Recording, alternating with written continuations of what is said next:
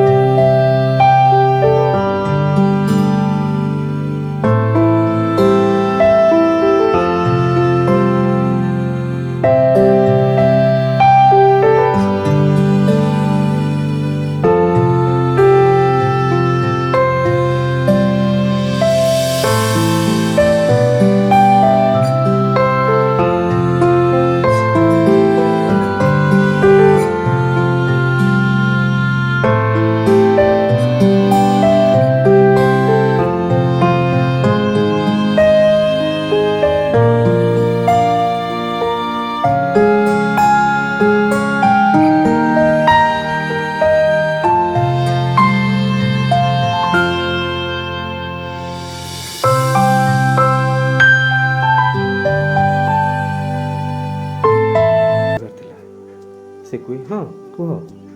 ମୁଁ କହିଲି ନା ତମେ ଖରାପ ଭାବିବ। ତଥାପି ସେ କୁହେ ନା ନା ମୁଁ ଖରାପ ଭାବିନି, ତମେ କୁହ।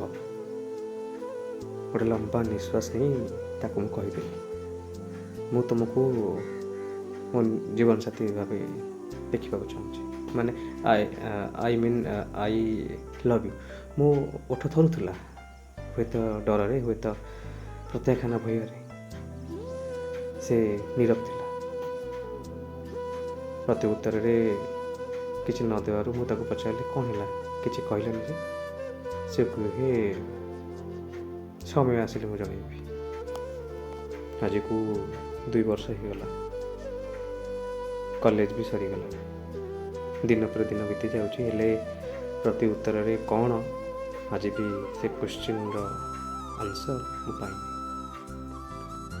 ଆଜି ବି ପ୍ରଶ୍ନବାଚକ ଚିହ୍ନ ମୋ ମନରେ ଅଛି, ଉତ୍ତର ଆଶାରେ। ହୁଏତ ତୁମେ ମୋ ସେଇ ଅଭିମାନୀ ପ୍ରିୟତମ ହିସାବରେ